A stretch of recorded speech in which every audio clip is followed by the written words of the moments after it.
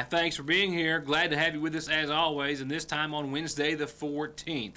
The show taped earlier. I had a meeting at 5 o'clock, so I made some efforts to get the show taped and out of here, and still running just a bit late for that meeting. But nevertheless, a lot of headlines to cover this evening, and a lot of those you're just not going to see anywhere else, especially the bear story that I have for you. I got completely up close and entirely too personal last night with a black bear in Sagersville for well more than a half an hour, and I've got the video to pass along to you. And along with that, I'm going to stress when I get to the video, but already at this point, how important it is that no one attempts to approach a bear. We're going to keep having these sightings.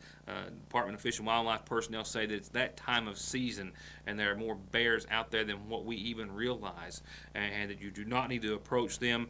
And there are also a few details about how they're going to deal with one in Sagersville, which was rummaging through a dumpster at the Allen Drive Apartments complex last night, just feet away from residents. So I'll get to that in a second. A major traffic change in the Mountain Parkway, a drug arrest, an arson arrest.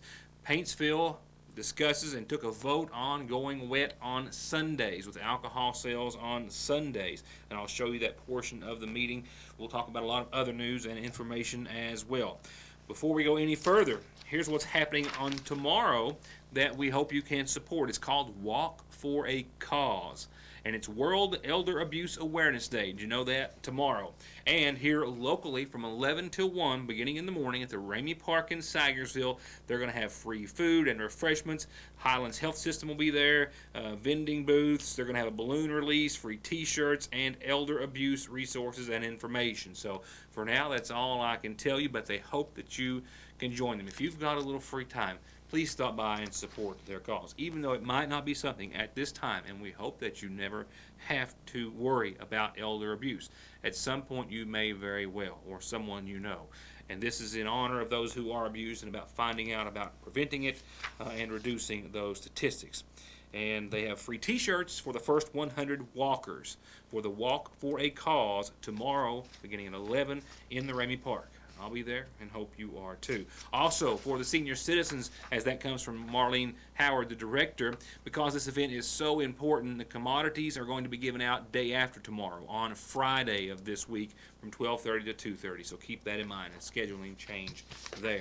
Major traffic change, just traffic switch, is planned for next week in regards to the latest portion of the new Mountain Parkway to be opened up. And this will, of course, take us where we have never traveled before in regards to the Mountain Parkway, as they are opening up a new thoroughfare that will start very near exit 75, specifically there at the end of the cut through there, what we always call the Flossie May cut through, and going for the next several miles. It will encompass a new exit, a new bridge, and several miles of new road. Yeah, anyone traveling the Mountain Parkway west of Sagersville will follow a new traffic pattern starting next week as they get ready to make way for additional road construction. 2 new ramps on the parkway also opening as well. So be cautious, prepare for several lane switches next week and really any time for the next few years. But near the Kentucky 7 interchange, exit 75, that's where you're going to see the biggest changes. Right there, you can see to your left, we'll be traveling on that road, elevated over to your left, blacktop getting ready to go on that final stretch there, that new bridge that they've constructed, and then the road way up and to your left is where you'll be traveling. All that dirt's going to be pushed over onto the existing route of the Mountain Parkway, and that will be the westbound lanes in the future.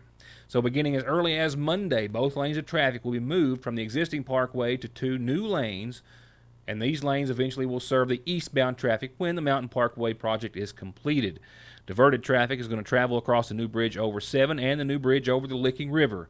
The traffic switch will allow workers to construct the future westbound lanes of the parkway and remove and replace an old bridge that crosses Route 7. Here you see coming east towards Sagersville, this is where you'll make the switch, and instead of going on as those vehicles are to your left, you will go to the right and travel on that new stretch of the Mountain Parkway, and it does travel through at least a portion of it through a completely new route over a significant distance. So it will definitely feel a little surreal as you're traveling a new section of the Mountain Parkway. I've already got several reports for tomorrow night's program. I just simply could not squeeze it all into tonight's show. Some of those will deal with some local and area arrests, significant ones at that. But for tonight, an arrest of a woman from Stopover, Kentucky. It happened day before yesterday, Monday of this week. The McGoffin County Sheriff's Department, McGoffin County Sheriff's Deputy Neil Adams, I believe, first receiving the call in regards to a woman who may have been passed out behind the wheel at a Sagersville business. This is what he found. Deputy Adams' citation indicates that while the complaint was someone passed out in a vehicle, upon his arrival he found 3 individuals outside of a vehicle, and he proceeded to question them. However, while he was questioning one male, 2 females bolted, and they actually ran into the Frontier Medical Center, what used to be the Albury Healthcare Center. They ran through the front door, out the back, and then across or into the creek out back. Backup soon arrived, and they continued to question the male, who was found not to be in possession of anything illegal or committed any crimes. However, this woman was arrested, Barbara Norman from Stopover. The citation indicates that upon taking her into custody, he found in her purse, along with her ID and some other personal effects, a syringe with what is believed to be methamphetamine, or is at least being tested as such. And she was jailed on possession of a controlled substance in the first-degree meth, possession of drug paraphernalia, public intoxication, and fleeing and evading police in the second degree. I am also told that upon being booked into the Big Sandy Regional Detention Center during a cavity search, 5 bags of methamphetamine were found on or in her person, as well as another bag of a drug that's yet to be identified. There also is showing on the jail website charges of failure to appear and theft by unlawful taking. We believe those may be related to a prior warrant in her name. I'm still trying to clarify that. There was also another female that was questioned and actually arrested. A Sarah Hatch was one of the 2 women who fled through the business and into the creek, but she was arrested only on an outstanding warrant and not on any new charges from Monday's event. An odd set of circumstances on the scene of a structure fire in Johnson County earlier this morning that resulted in the arrest of a woman charged with arson as well as other counts, including menacing. It happened after around or shortly before 1 o'clock this morning. The Johnson County Sheriff's Office responded to a complaint of a structure fire on Route 1559 in Sitka. In the press release I just received from Sheriff Dwayne Price's office, it details that when Deputy J.P. Prim arrived on the scene of the fire, he was told by members of the Flat Gap Fire Department that there was a woman, identified later as Joyce Stambo, 67, of Sitka, who was initially refusing to allow the fire department to douse the burning residence and put it out with their trucks and water. Stambo telling the fire department that she owned the home and that she was burning it down because, quote, she wanted to. But after speaking with Deputy Prim, Stambo relented, and followed the fire department, or allowed, the fire department to battle the blaze. But during the course of the investigation that followed, it was discovered that Stambo had no legal claim to the residence. It wasn't her home that she was trying to prevent them from putting out. And she started to get loud and argumentative and tried to jerk open the door on the police cruiser, and that's when Deputy Prim took Stambo into custody. She was subsequently charged with arson in the 3rd degree and menacing and taken to the Big Sandy Detention Center.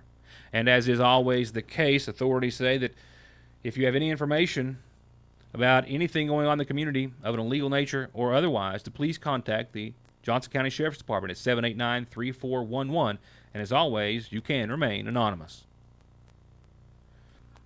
To get high-speed internet on their state-of-the-art fiber optic network for all of your home and business solutions, or to watch TV without a contract on over 200 digital channels with superb quality, or stay connected with family and friends with 24/7 telephone service you can always depend on, contact Foothills Broadband today. Or just click on their link to the right to find out how they're working to provide the latest in communications at affordable prices with exceptional service at Foothills Broadband.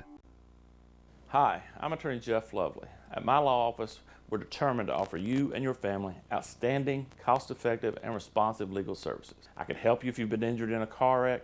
I'll be in your corner if you have a DUI or other criminal charges. You can file bankruptcy and stop those harassing phone calls, or I'll fight for you and your children in divorce and custody cases. For all your legal services, contact me when it matters. In Syersville at 349-4522, and West Liberty at 743-1965.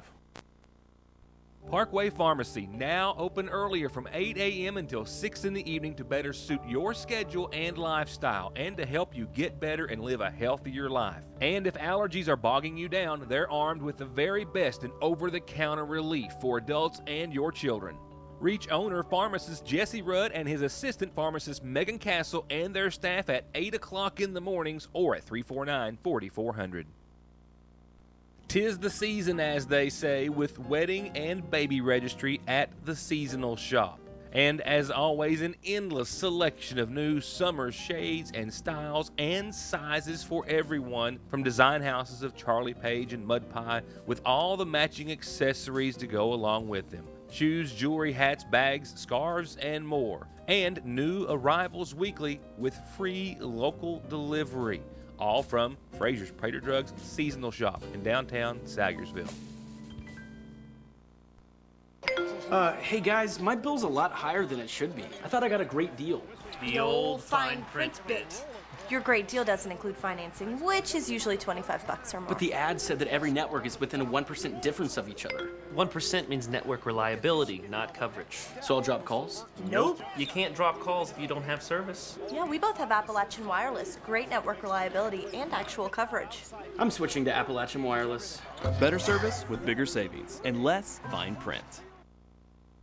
Much more than diesel specialist, Black Smoke Performance is turning out excellent auto body collision paint and repair results with free quotes and estimates on everything from insurance jobs to that ding you got in the driveway. Custom lift kits, bed liners, winches, and accessories, and full diagnostics and repair on anything gas or diesel, from brakes to fluid changes to major auto repair. If you want it fixed, lifted, painted, customized, or just maintained, just call on the team at Black Smoke Performance in Dixie of Sagersville, 100 May Drive, or 349-8785.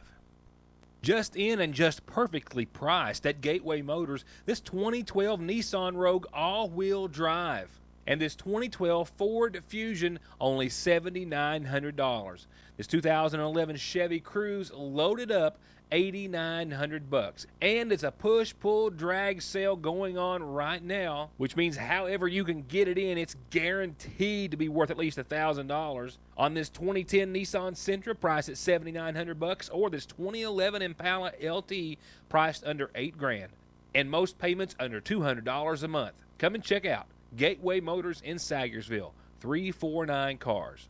I'll have some more meeting coverage for you on tomorrow night's program, but right now let's focus on one point of this week's Paintsville City Council meeting, where council members said that they were just tired and had grown weary of being passed over and left behind for far too long in regards to industry and businesses such as restaurants not coming to Paintsville for a couple of very specific reasons, as were outlined by the mayor. One of those being Sunday alcohol sales, which was voted on Monday night's meeting, with a second vote held earlier today. Councilman Lewandowski raised the issue of Sunday alcohol sales in Paintsville a few months ago in one of his first meetings as councilman, and he supported the idea again this Monday night in the regular meeting with some numbers that he had supplied or provided based on alcohol sales on Sundays in other Eastern Kentucky cities. And that led up to a first reading of an amendment to allow alcohol sales on Sundays in Paintsville. That reading, however, was preceded by Paintsville Mayor Bill Mike Runyon informing everyone on how much alcohol tax had been collected and where that money had been spent. We want everybody to understand that this is not a personal or religious issue to us. This is strictly an economical issue. There has been some question on where the ABC tax money goes out in the public. So we have broken down from year 2012 through year to date 2017 so that I can try to explain to you how this money has been spent. I want to apologize to you. I should have done that when I first took this office. As a matter of fact, to be honest with you, it should have been done years ago, and it never was. You got my apology for that. In 2012, we took in $165,000, and we spent in police salaries and wages $270,000, 201. It goes through all these years. Up until 2016, we took in $143,000, and we spent $248,000 in police wages and salaries. And Runyon detailed how the money generated by alcohol sales for the city can only be spent to reimburse the city for any additional policing, specifically to purchase patrol cars, police safety equipment, fuel, or weapons. All, he says, areas where money is well spent. I want to make it clear, I was against this in the beginning, but I've changed my mind over last week because I've talked to a lot of people away from here. I eat in a lot of restaurants that serve alcohol. I don't drink. I don't condemn anybody that does. It's for economic development. And that's what, if we're going to move as a community, we cannot keep restaurants from coming here. If there's a chance that they'll come here for Sunday sales, we need it. We've sat here for the past few years and everybody has passed us by. That's what they've done. There are two issues talking to the property manager that has taken over with the selling of the plaza. There are two issues out there as to the reason that we don't have any of the higher end restaurants. Number one is you do not have a red light at the Wendy's turnoff. Number two is the Sunday sales. So if we want to grow as a city and we want the same things and the same opportunities that every other city up and down this Big Sandy has, we're going to have to start moving. And after some more discussion, the first reading was passed. It passed unanimously with the complete support of the Paintsville City Council, and it states that alcohol sales, as are currently, are allowed Monday through Saturday from 6 a.m. until midnight, and now on Sundays from 1 p.m. until 10 o'clock, with the exception of New Year's Eve, where they are allowed, should it fall on a Sunday, till 1 o'clock in the a.m., that is.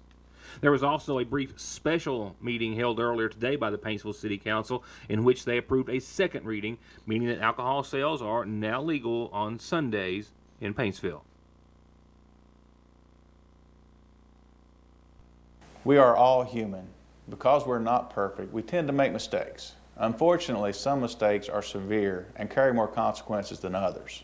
If you have been hurt in a car wreck, a truck wreck, or because of someone's mistake, reckless or careless behavior, you deserve help with your medical expenses, lost wages, and serious permanent pain and injuries that you have been made to suffer and will continue to suffer for the rest of your life. If you have been injured, I can help.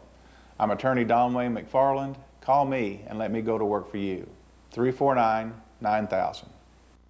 Yes, Logan makes the best truck bodies on the market, and they also have a fully stocked warehouse of dump body parts, PTOs, hydraulic pumps, hoists, anything you need to get back on the road. And they are a full-service steel and aluminum service center. They keep I-beam, channel, angle, pipe, round rod, rebar, expanded metal, sheet metal, and aluminum all in stock. And if you've got a big project, they do commercial manufacturing to your specs. Logan, since 1904. Like our 100% safe and secure mobile banking app at Sayersville National, we're always working to make your life a little easier. And our mobile deposit feature gives you more freedom and more time to do what you love the most. Just open the app, confirm the amount, and click.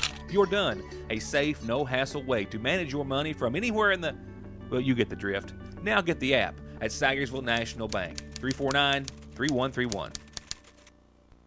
Wanting you to have a healthier life means providing access to quality, affordable health care. And to do exactly that, Hope Family Medical Center offers full dental care with Dr. Pratt and his team, a pediatrician team of 3 doctors and nurses and moms, complete health care by family physician Dr. Kelly Pratt and nurse practitioners Mildred Sizemore, Gail Faria, Shannon Conley, and Heather Blair. Behavioral health services with Kimberly Davis, with in-house lab testing and results, in-house x-ray and pharmacy, and all the caring, knowledge, and experience that these medical professionals represent at Hope Family Medical Center. Like it or not, spring means mowing and trimming and tilling and pressure washing and fun things like grilling and swimming. And get what you need for all of it at Parkway Gun and Pawn, where everything is new or gently used for pennies on the dollar, and where they'll loan you cash today on anything worth $1. 349 Pawn. Just in and just perfectly priced at Gateway Motors, this 2012 Nissan Rogue all-wheel drive. And this 2012 Ford Fusion, only $7,900. This 2011 Chevy Cruze loaded up, $8,900, and it's a push-pull drag sale going on right now, which means however you can get it in, it's guaranteed to be worth at least $1,000. On this 2010 Nissan Sentra priced at $7,900, or this 2011 Impala LT priced under $8,000, and most payments under $200 a month. Come and check out Gateway Motors in Sagersville, 349 Cars. All right, let's talk bears and mosquitoes. It's going to be a bad year for both. And let's talk about bears first and foremost, the most dangerous of the two. I risked life and limb last night to bring you this following report. I do say that in jest because I never felt uncomfortable with my distance and the cars that I had between myself and the bear that you're about to see. But I cannot emphasize enough that no one should attempt to get this close as it appears to a bear of any size. And that while they are marvelous creatures and it's hard not to stare at them in amazement, they can be and have been dangerous and can turn on an instant. This was the scene last night at the Allen Drive Apartments following a slew of bear sightings here in just the past several days, many of them right here in the city limits of Sagersville. On the heels of multiple bear sightings in just the past few weeks, I brought you some videos shot by Cassandra Howard as they were traveling Route 7 just about a week or so ago. The following night, I had a bear sighting reported just a few hundred yards from the newsroom on East Maple Street. McGough County Sheriff Carson Montgomery confirmed to me that they saw one personally on Judge Williams Road near the family residence. And then last night, I got an up-close and personal look, as up-close and personal as I ever plan on getting with any kind of a bear, ever, caged or not, mind you. Sagersville police officer Jeremy Watson was the one on duty when he received a call from 911, I believe it was, or maybe even a private call from someone who lives in the Allen Drive Apartments, that there was a bear in the dumpster, to which I immediately jumped and ran, to which I found that the bear was gone upon my arrival. However, we waited it out, and after about 30 minutes, we could hear something, and what we heard was the bear just a few feet up on the knoll there behind the dumpster at the end of Allen Drive, tearing into garbage bags that he had pulled out of the dumpster and taken up on the hill. And a short time later, a nose appeared, eyes, and then a full-blown black bear that we believe is to be a male. Obviously, the dumpster is approximately 4 feet in height, so we'll call this bear between 5.5 and 6 feet in height, what appears to be a full-grown adult male. And when he came down, he paid little attention to myself and the camera. And there were a few other residents standing behind me as well and up on their porch safely. And for about 30 to 45 minutes, this is what the bear did. He would go through the dumpster. Sometimes he would get a little bit spooked if we moved or made a noise, but for the most part, he would stop and look and go on about his business of rummaging through the dumpster. He would go into the dumpster, on top of it, pull bags out, go through them, drag them up onto the hillside, come back and do it all over again. And then what was really scary for me was, in thinking about the danger that this really posed, is that at one point he actually walked down behind the apartment complex where there was really no dumpster in sight, down to a second building. He stopped, he turned around, he came back, scratched himself on a tree, and then went back to the dumpster and again rummaged through it for garbage and food for another several minutes before ultimately getting his fill and then heading back up onto the hillside where he was last seen. Now, all of this begs a great deal of questions. First and foremost, what happens? This is obviously a dangerous situation. You have adults and you have a great number of small children living in this apartment complex, feet away. Literally, the closest apartment is about 15 feet away from the dumpster. And in regards to that, Sayersville Mayor Pete Shepard called the game warden earlier today and the Fish and Wildlife Department to find out what the procedure was. And you might be surprised to learn, not that I'm arguing or discounting what they say, just that it was new information to me, that they hope not to trap the animal because they say that will not be an adequate solution in regards to coming, trapping, and removing the animal and replacing him or putting him in another area. Jason from Floyd County, he's their biologist, called me, and he said the best thing to do with the bear situation like this is to keep the bear from eating. If you can get rid of his food source, that he'll move on. He said right now in May and June is the worst time for bears to be moving. He said there's a lot more bears in this area than we think, and if they find a place where they can eat, such as a dumpster like this, and they can get to it, they'll stay. And until you get rid of the food source, it won't move on. He said trapping is their last resort because when they trap them and take them, they'll try to come back to the same area. He said it's better if they don't have a food source, they move on. And once they realize there's not a food source here, they'll move on and probably not come back. But he said they'll be traveling right now in this area, and as long as there's food sources, they'll come right back to the same place. He said to tell residents that if you're wanting to see them and you're putting food out for them, they'll come back every night. So don't put food out for them. Don't let them have access to the source, and that would be the end of it. That right there in line is going to be at least part of the problem. I think some folks are going to put food out just to have them come back every night. He said that was a great problem in eastern Kentucky that people like to watch them, but he said they're very dangerous, to stay away from them, that they'll act friendly, they'll be docile while they're eating, but you never know when one could turn on and attack somebody. So that information, at least for now, puts it in the hands of the housing authority and the city. Well, right now I've talked to Morgan. We plan on going ahead and trying to fence this dumpster on in. And also contacting Rumpke and see if they can get us a dumpster with a top on it where we could lock it down, one or the other. We did have gates on these at one time, but they took them off. They tore up and we took them off. But so what we plan on is contacting Rumpke and see if they get us a dumpster that they can't access to, or go ahead and put in a fence. He said you need to put a fence that they can't climb. It'd be better if you had barbed wire on the top that angled out. So must be a problem that once a bear finds food, he's going to try to get to it no matter what. So I don't know what's going to happen. Mosquitoes on Monday, bears on Wednesday. I'd say probably elk at the red light on Friday. I don't know. It's a crazy place here this week.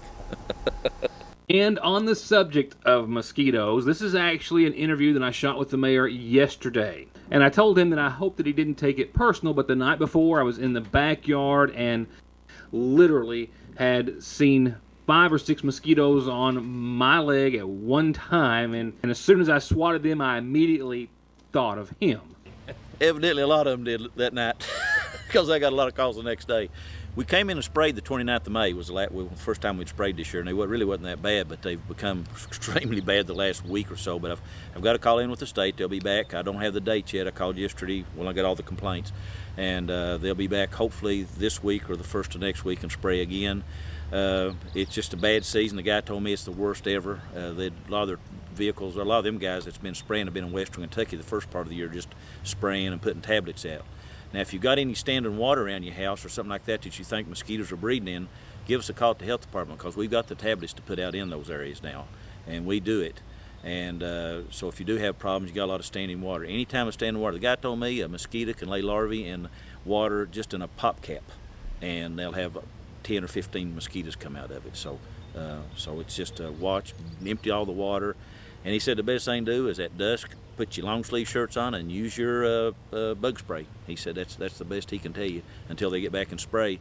And like he said, as bad as they are, the spray is just going to last for a week or so. So what I'm going to try to do is keep on book on up through the year every 2 weeks to have them spray. So that's what's going to be. Real quickly, and a lot to talk about weather-wise, and I'll not go to our standard graphics tonight for a couple of reasons, and one is to bring you some footage just brought in. Now, this is a flash flooding situation that's already by 6 o'clock or 6:30 now almost, starting to be remedied by, of course, just gravity, if you will, and other factors, obviously. But nevertheless, the water has already started receding. But we have confirmed through the National Weather Service that the immediate area of Oakley and Mason and Gun Creek and what you're seeing here in Route 7, they saw about a 2-inch downpour in just a matter of minutes, and that resulted in a lot of flash flooding. In front of the old school, water was up, I don't think here, but at one time, up to 2 feet deep. Folks were still seen driving through it, so we just always please urge you to turn around and don't drown. You know, it will recede soon enough. It's just not worth getting hurt or dying for. But nevertheless, a significant downpour in this portion of McGoffin County, and I'm told that a little more south and on up towards 542, they even got better than 2 inches, but we haven't got any video from there as of yet. But a significant downpour in a matter of only a few moments, 2 inches and better, has resulted in a lot of flash flooding. It had already gone down on Mason Creek of Route 7, but the water as of right at 5:10 or 5:15 was still over this location here at the old elementary school. So keep that in mind. As far as more showers, we've still got some more rain in the forecast. Right now they're not showing anything indicative of the big downpour like we just saw, but nevertheless some more rain that will, of course, only add a little insult to injury. But it's a weather pattern that we're going to have to endure for a while longer, and of course on and off throughout the summer. It's just Kentucky weather. But right now we're in a really good run of it, and water, as you can see, running closely to the bottom of that bridge on Route 7. So we urge you to please keep in mind as well that even though the water has gone down, as you saw there was a cross tie washed in the road a few moments ago, there will be a lot of debris still in the roads where that water was. So even though the water may be down, you need to use extra caution if you're going to be traveling at all tonight in those or any affected areas. And right there's the rainmaker that caused all the problem there at the start of the graphic. You can see the big burst of red that covers mostly the southern part of the county, but that's going to be just followed by some of those yellows and greens, much lighter precipitation, but some more showers tonight. So with that said, let me close by saying scattered showers and thunderstorms are still possible, and you can see more to our north. And we may get on a few more thunder boomers as well, to the tune of a 40% chance tonight. For your Thursday, partly sunny skies, but showers and thunderstorms are again likely and again in the afternoon. After 2 o'clock or so, when we see things heat up to about 85, a lot of instability, a lot of moisture in the air, and with all that heat, we should see the same scenario tomorrow. So keep an eye on the weather. Keep tuned to the radar on your phone, your gadget, your device, whatever you can, because they blow up in an instant and they're on top of you before you know it. For tomorrow night, showers and thunderstorms likely up until 11 o'clock or so, and a low of 65. Friday, they become less predominant with only a slight chance of some showers and partly sunny skies, 20%, and a daytime high of around 87 on your Friday. And for the weekend, Saturday and Sunday, the same. We'll see some sunshine, but still a chance of showers and storms. I'll have more in your forecast. I've got a great deal of headlines already in the can and some of those in the works for tomorrow's program. So please join us then for another edition of Your News Today. Thank you for watching, and have a good night.